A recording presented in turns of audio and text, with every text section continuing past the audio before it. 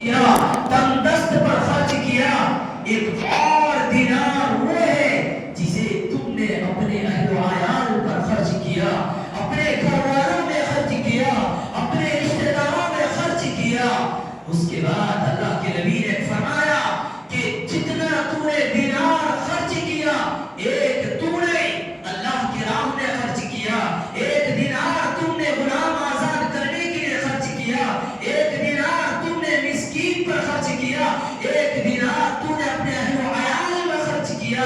کیا تمہیں پتا ہے یہ جو دینار تم نے خرچ کیا ہے، ان تمام دینار میں سب سے اجر والا دینار، سب سے اجر والا دینار، سب سے ثواب والا دینار کون سا ہے؟ اللہ کے نبی صلی اللہ علیہ وسلم نے کہا جو سب سے بہترین اجر والا دینار وہ ہے جسے تم نے اپنے اہل و عیال پر خرچ کیا ہے. سبحان اللہ، کتنی بڑی فضیلت والا عمل ہے. ہمارے رشتہ داروں میں کوئی فقیر ہوں گے، کوئی تندرست ہوں گے، کوئی مجبور ہوں گے. اللہ رب العالمین نے ہمیں مال دیا ہے، اللہ رب العالمین نے ہمیں طاقت دی ہے کہ ہم اپنے گھر والوں میں سب سے پہلے خرچ کریں، پھر اپنے پڑوسیوں پر خرچ کریں، پھر عوام الناس پر خرچ کریں. دوسری حدیث کے اندر اللہ کے نبی صلی اللہ علیہ وسلم نے فرمایا، حضرت سلمان بن عامر رضی اللہ عنہ سے روایت ہے کہ رسول اکرم صلی اللہ علیہ وسلم نے فرمایا کہ مسکین پر صدقہ کرنا، کس پر؟ مسکین پر، فقیر پر، لاچار پر، تنگ دست پر خرچ کرنا صرف ایک صدقے کا ثواب ہے. کتنا؟ صرف ایک صدقے کا ثواب ہے. اس کے بعد اللہ کے نبی نے کہا وَعَلَى ذِي الرَّحْمِ الْإِثْنَةِ. اللہ کے نبی صلی اللہ علیہ وسلم نے کہا کہ وہ صدقہ جو تو نے اپنے گھر والوں پر خرچ کیا ہے، اپنے اہل و عیال پر خرچ کیا ہے، تو اس پر ڈبل اجر ملے گا، دوگنا ثواب ملے گا. پہلی بات اللہ کے نبی نے کیا کہا کہ مسکین پر جو صدقہ کرتے ہو یہ صرف صدقہ ہے، صدقے کا ثواب ملے گا.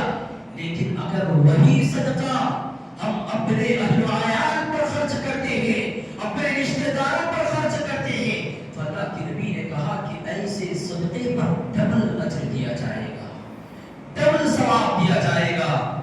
اس کے بعد اللہ کے نبی صلی اللہ علیہ وسلم نے کہا کیا تم میں سے کوئی شخص نہیں چاہتا کہ وہ ڈبل اجر حاصل کرے؟ صدقے تو ہم کر رہے ہیں، وہی صدقہ اگر اپنے گھر والوں پر کرے تو کتنا ہی بڑا اجر و ثواب ہوگا ہم لوگوں کے لیے. عزیز ساتھیوں، اسی طرح دوسری حدیث کے اندر اللہ کے نبی صلی اللہ علیہ وسلم فرماتے ہیں، جس کی راوی ابو ہریرہ رضی اللہ عنہ سے روایت ہے کہ ایک شخص نے نبی کریم صلی اللہ علیہ وسلم سے پوچھا، اے اللہ کے نبی صلی اللہ علیہ وسلم، کون سا صدقہ سب سے زیادہ اجر والا ہے؟ کون پوچھ رہے ہیں؟ صحابی رسول. اے اللہ کے نبی صلی اللہ علیہ وسلم، کون سا صدقہ سب سے زیادہ اجر والا ہے، ثواب والا ہے؟ آپ صلی اللہ علیہ وسلم نے فرمایا یہ کہ تم اس وقت صدقہ کرو، اس وقت لوگوں پر خرچ کرو جب تم صحت مند ہو، جب تم بیماری سے پاک ہو، تندرست ہو، تمہارے جسم میں کوئی بیماری نہ ہو.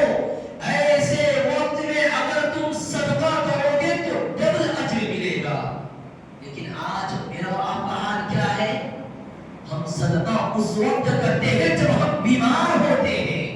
چلو صدقہ کریں گے، شفا ملے گی. یہاں پر اللہ کے نبی فرما رہے ہیں کہ اس صدقے پر زیادہ ثواب ملے گا، اجر ملے گا جس پر تم صحت مند ہو کر صدقہ کرو گے. اس کے بعد اللہ کے نبی نے کہا کہ وہ بھی اجر ملے گا جو انسان مال سے محبت کرتا ہے. جب انسان مال سے محبت کرتا ہے، مال کا حریص ہے، مال کو اکٹھا کر کے رکھا ہے، جمع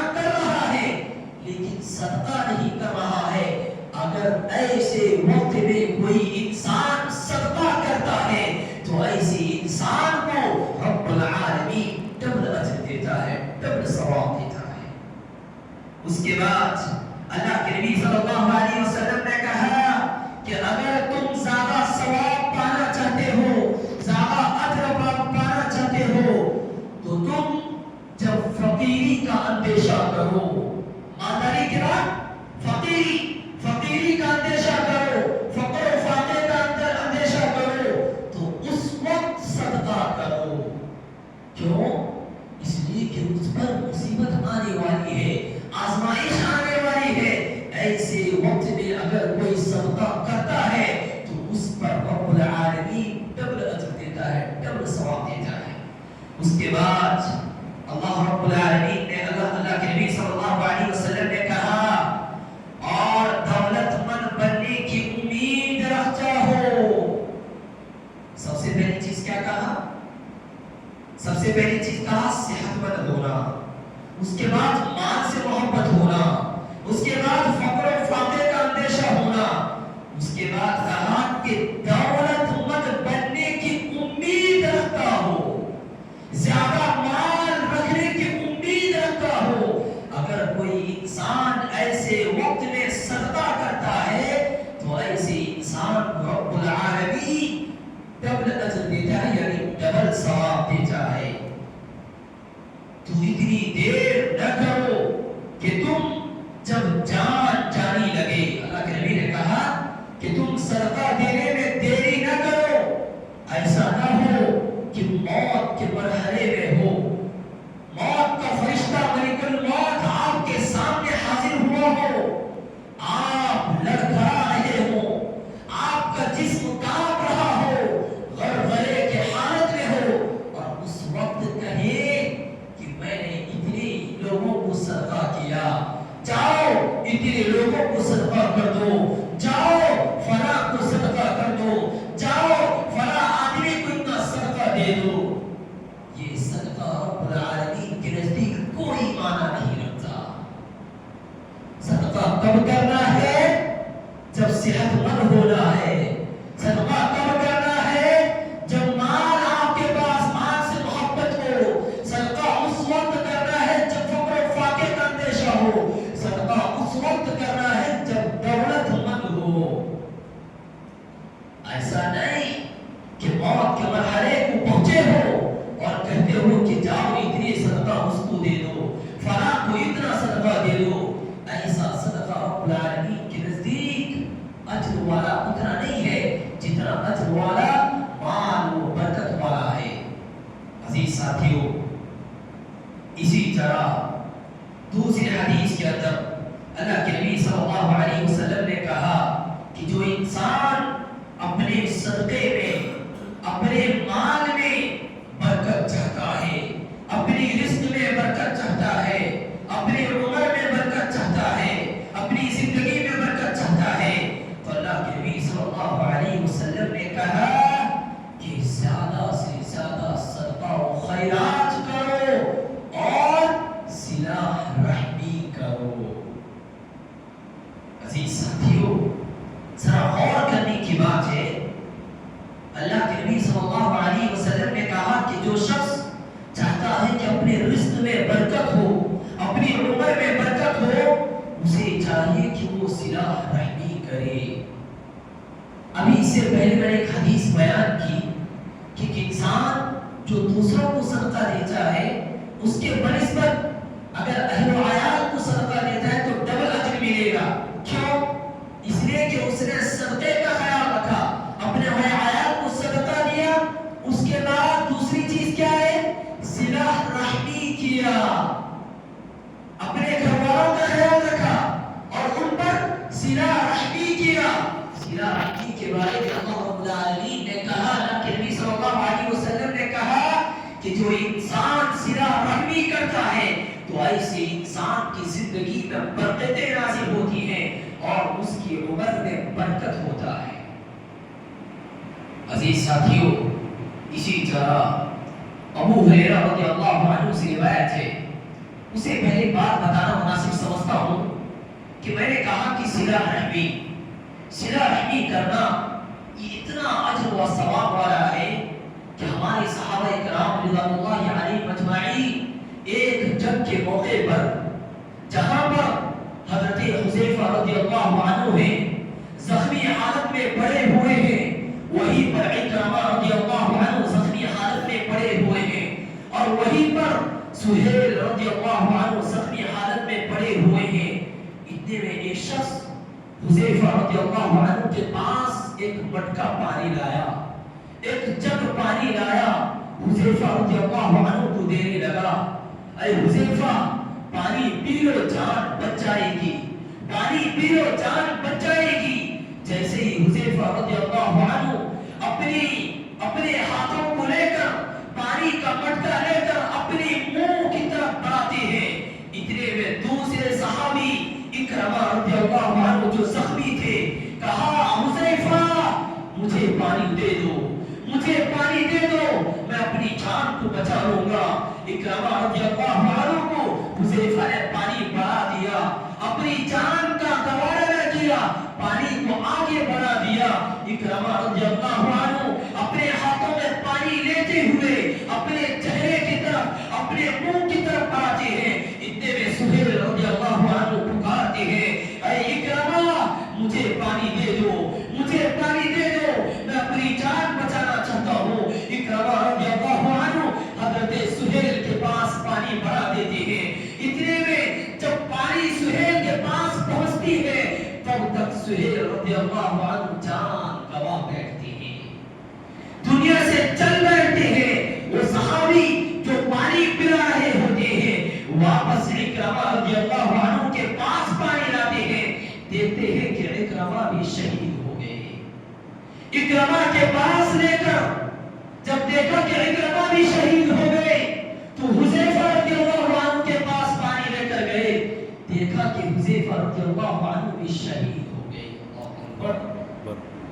کسی نے پانی نہیں پیا، حذیفہ نے پانی طلب کیا، اپنے ساتھی کے لیے صلح رحمی کرتے ہوئے، ایثار و قربانی کا تذکرہ کرتے ہوئے اپنے دوسرے ساتھی کو دے دیا، اپنی جان چلی جائے میرا بھائی بچ جائے، اپنے دوسرے بھائی کو دیا، دوسرا بھائی کہتا ہے میرے تیسرے بھائی کی جان بچ جائے، میری جان چلی جائے، مجھے گوارا ہے لیکن میری تیسرے بھائی کی جان بچ جائے۔ لیکن ہر ایک نے پانی کو آگے بڑھاتے گئے اور سبھی نے سبھی جان گوا بیٹھے، کسی نے اپنے حلق کے نیچے ایک گھونٹ پانی نہیں پیا۔ یہ تھا صلہ رحمی ہمارے صحابہ کرام رضی اللہ علیہم اجمعین کا۔ آج ہمارے اندر وہ جذبہ اور شوق و جذبہ ہے؟ نہیں میرے بھائیوں، حضرت ابو ہریرہ رضی اللہ عنہ سے روایت ہے کہ رسول اکرم صلی اللہ علیہ وسلم نے فرمایا کہ جب انسان فوت ہو جاتا ہے، موت واقع ہو جاتی ہے، جب ایک انسان دنیا سے رخصت ہو جاتا ہے تو اس کے اعمال کا سلسلہ ختم ہو جاتا ہے، اس کے اعمال کا سلسلہ بند ہو جاتا ہے، سوائے تین چیزوں کے۔ تین چیز کیا ہے؟ اللہ کے نبی صلی اللہ علیہ وسلم نے کہا سب سے پہلی چیز صدقہ جاریہ، وہ صدقہ جو ایک انسان اپنے داہنے ہاتھ سے صدقہ کیا ہے لیکن اس کے بائیں ہاتھ کو معلوم نہیں ہے کہ اس نے صدقہ کیا ہے، یہ صدقہ آپ کے اعمال کو جاری رکھے گا، ثواب ملتا رہے گا۔ دوسرا وہ صدقہ ایسا علم جس سے لوگ فائدہ اٹھاتے ہیں، جس سے لوگ فائدہ اٹھاتے ہیں۔ آپ عالم ہیں، اگر چاہتے ہیں سمجھ لو آپ کے پاس ذرہ برابر بھی علم ہے، اگر آپ اسی علم کو اپنے بھائی تک پہنچائیں گے یہ بھی صدقہ ہے، اور یہ صدقہ کل قیامت تک جاری رہے گا آپ کے لیے۔ اس کے بعد اللہ کے نبی نے کہا تیسری چیز نیک اولاد۔ کیا کہا؟ نیک اولاد۔ ذرا تصور کرنے کی بات ہے، نیک اولاد کی بات اللہ کے نبی نے کہا ہے، ورنہ اگر اولاد نیک نہ ہو، اگر اولاد نافرمان ہو، اگر اولاد بدکار ہو، اگر اولاد شرابی ہو، اگر اولاد زانی ہو، میرے بھائیوں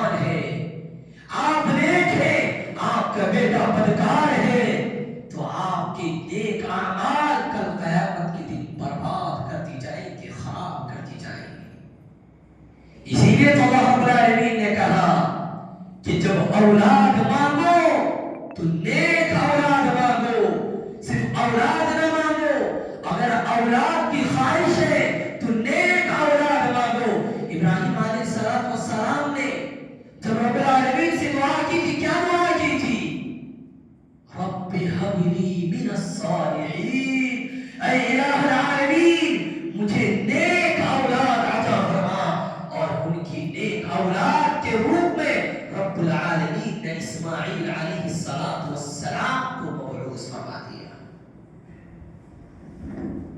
عزیز ساتھیوں، عزیز نوجوانوں، اگر اولاد کی خواہش مند ہو تو دعا کرتے ہو تو نیک اولاد کی دعا کرو، ورنہ یہ اولاد آپ کے لیے دنیا میں بھی ذلیل و رسوائی کا سبب بنیں گے، آزمائش کا سبب بنیں گے۔ اگر اولاد نیک نہیں ہے تو ماں باپ کو دنیا میں اتنا ذلیل و رسوا کرتے ہیں کہ ماں باپ اپنے چہرے کو سر اٹھا کر جی نہیں سکتے۔ کتنے ایسے والدین ہیں بیٹے کی غلطی کی وجہ سے گھروں میں بند ہیں، گھر سے باہر نہیں نکلتے۔ کتنے ایسے والدین ہیں جو بیٹے کی کرتوتوں کی وجہ سے ذلیل و رسوا ہو کر رہ گئے۔ اسی لیے میرے عزیز ماں اور بہنوں، میرے بھائیوں، ضرورت اس بات کی ہے کہ جب بھی اولاد کے لیے دعا کرتے ہو تو نیک اولاد کے لیے دعا کرو۔ ایسا نہ ہو کہ بدکار اولاد ملے اور یہ اولاد کل قیامت کے دن آپ کے لیے رسوائی کا سبب بنے۔ انہی باتوں پر اپنی بات کو ختم کرتے ہوئے رب کائنات سے دعا کرتا ہوں کہ بر الہ ہم تمام لوگوں کو نیک اولاد نصیب عطا فرما۔ اے الہ العالمین، تیری راہ میں خرچ کرنے والا بنا، اپنے اہل و عیال میں خرچ کرنے والا بنا، عام مسلمانوں میں خرچ کرنے والا بنا۔ آمین ثم آمین۔ بارک اللہ لنا ولکم فی القرآن المجید ونفعنا وإياكم بالآیات والذکر الحکیم فاستغفروه انه هو الغفور الرحیم۔ والسلام علیکم ورحمۃ اللہ